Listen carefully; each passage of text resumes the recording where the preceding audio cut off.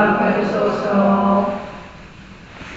그때에 하느님께서는 가브리엘 천사를 갈릴레아 지방 나자렛이라는 곳으로 보내시어 다윗 집안의 요셉이라는 사람과 약혼한 처녀를 찾아가게 하셨다. 그 처녀의 이름은 마리아였다. 천사가 마리아의 집으로 들어가 말하였다. 은총이 가득한 이여 기뻐하여라. 주님께서 너와 함께 계시다. 이 말에 마리아는 몹시 놀랐다. 그리고 이 인사말이 무슨 뜻인가 하고 곰곰이 생각하였다. 천사가 다시 마리아에게 말하였다.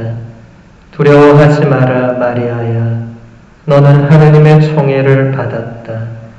보라, 이제 네가 잉태하여 아들을 낳을 터이니 그 이름을 예수라 하여라.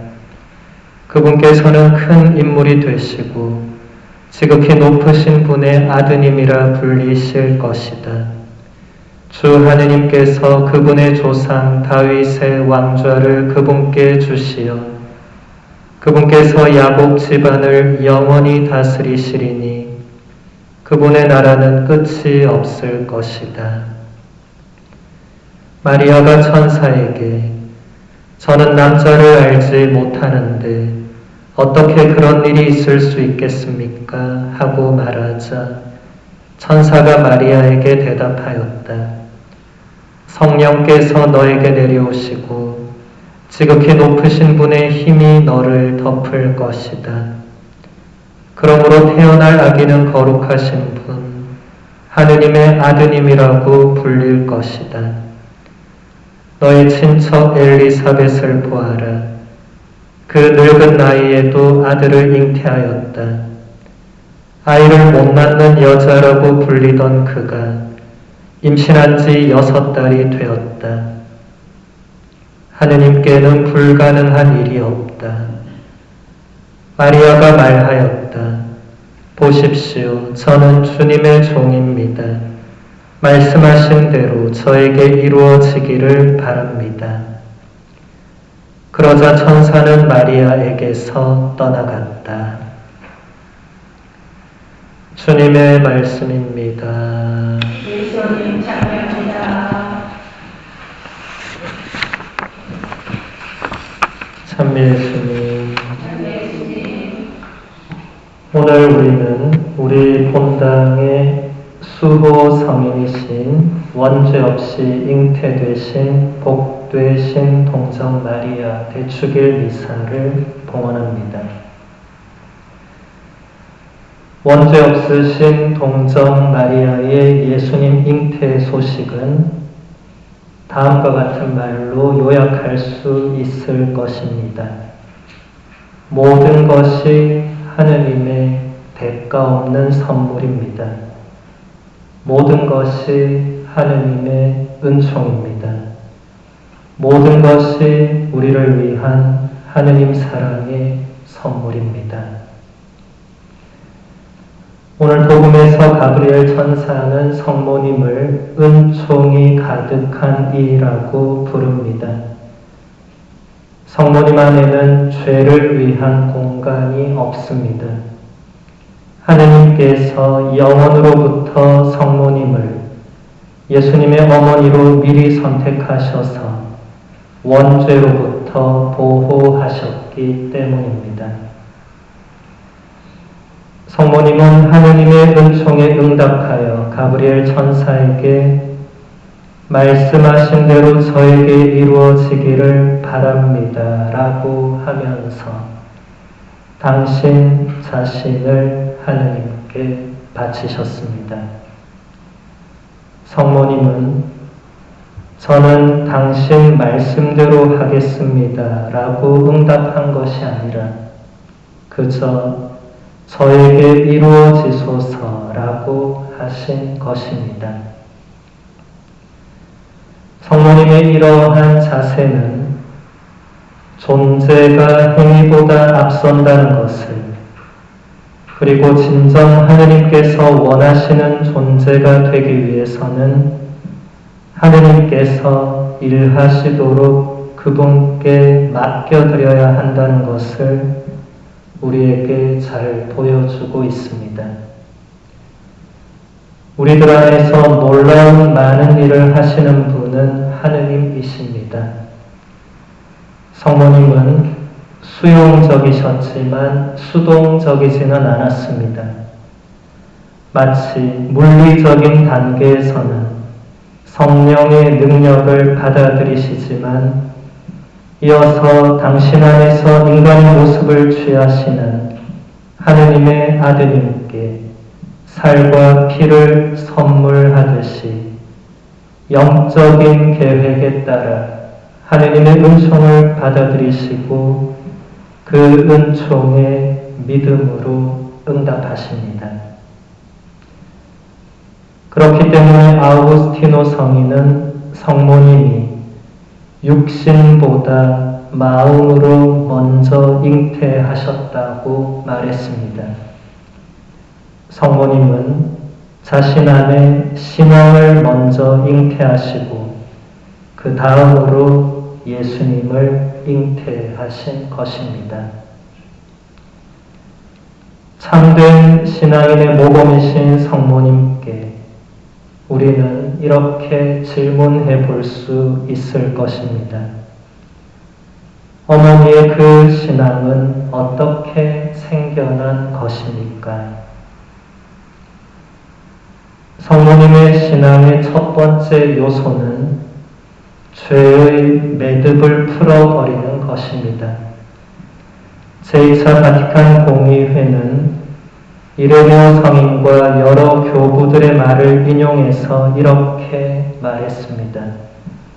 하와의 불순종으로 묶인 매듭이 마리아의 순종을 통하여 풀렸습니다. 처녀 하와가 불신으로 묶어놓은 것을 동정녀 마리아께서 믿음을 통하여 풀어주셨습니다. 하느님의 자비에는 불가능이란 없습니다. 훨씬 더 복잡하게 꼬여버린 매듭조차도 하느님의 은총으로 다 풀릴 것입니다. 성모님은 오래된 옛날의 불순종의 매듭을 풀기 위해서 당신의 예라는 응답으로 하느님께 향하는 문을 여시고 인내와 부드러움으로 우리를 하느님께 데려다 주시는 우리의 어머니이십니다. 그리고 하느님께서는 우리 영혼의 매듭들을 당신의 자비로 하나씩 하나씩 풀어주십니다. 성모님의 신앙의 두 번째 요소는 성모님이 믿음을 통하여 예수님께 인간의 육신을 주셨다는 것입니다. 제2차 바티칸 공의회는 마리아께서는 믿고 또 순종하시어 성부의 아드님을 세상에 낳아드렸다고 선언합니다. 이것은 교부들이 대단히 강조했던 부분이기도 합니다. 성모님은 하느님께서 가브리엘 천사를 통하여 당신에게 알려준 소식에 응답하셨습니다. 그때 먼저 신앙으로 잉태하셨고 그 다음에 육신으로 예수님을 잉태하셨습니다. 이것은 하느님께서 우리의 자유를 무시하시면서 인간이 되려고 하신 것이 아니라 성모님의 자유로운 동의 가운데에서 이 세상으로 내려오기를 원하셨다는 것입니다. 하느님은 성모님께 이렇게 물으셨다고 할 수 있습니다. 마리아야, 각오는 되어 있느냐? 성모님은 예라고 응답하셨습니다. 성모님의 신앙의 마지막 요소는 하나의 여정과도 같은 성모님의 믿음 그 자체입니다. 제2차 바티칸 공의회는 성모님이 신앙의 나그네 길을 걸어가셨다고 말합니다. 성모님은 우리가 걷고 있는 이 신앙의 나그네 길을 앞서 가시고 우리와 동행하시면서 우리를 도와주십니다. 어떤 의미에서 성모님의 믿음이 하나의 여정이 된다는 것일까? 성모님의 생애 전체가 오직 예수님을 따르는 것이라는 점에서 그렇습니다. 예수님은 길이십니다. 그리고 여정이십니다. 우리 각자가 자신의 십자가와 여러 가지 문제들로 지치고 낙담하고 짓눌릴 때마다 우리의 어머니이신 성모님을 바라봅시다. 그리고 우리의 마음속에 아들아, 딸아, 힘을 내어라. 너를 위해 기도하고 응원하는 내가 있단다 라고 말씀하시는 성모님의 마음과 시선을 느껴봅시다. 우리의 어머니이신 성모님은 우리를 잘 알고 계십니다. 무엇이 우리의 기쁨이고 어려움인지, 무엇이 우리의 희망이고 좌절인지 모두 다 알고 계십니다.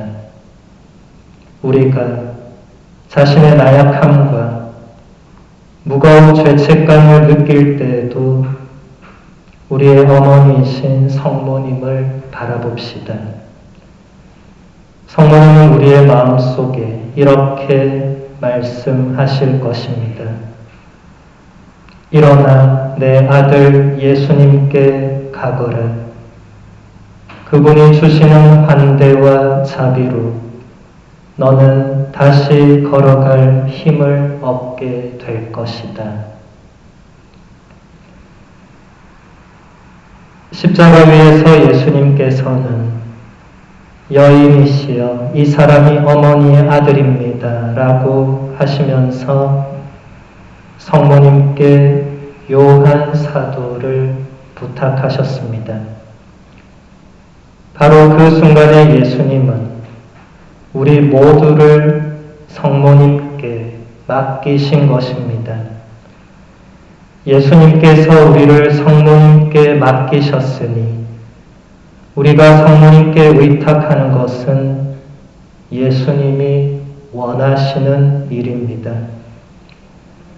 특별히 우리 이튼타운 본당 공동체는 원죄 없이 잉태되신 복되신 성모님께 맡겨졌으니 우리는 더욱더 성모님께 의탁하고 우리의 모든 일들을 성모님과 함께 해 나가야 할 것입니다.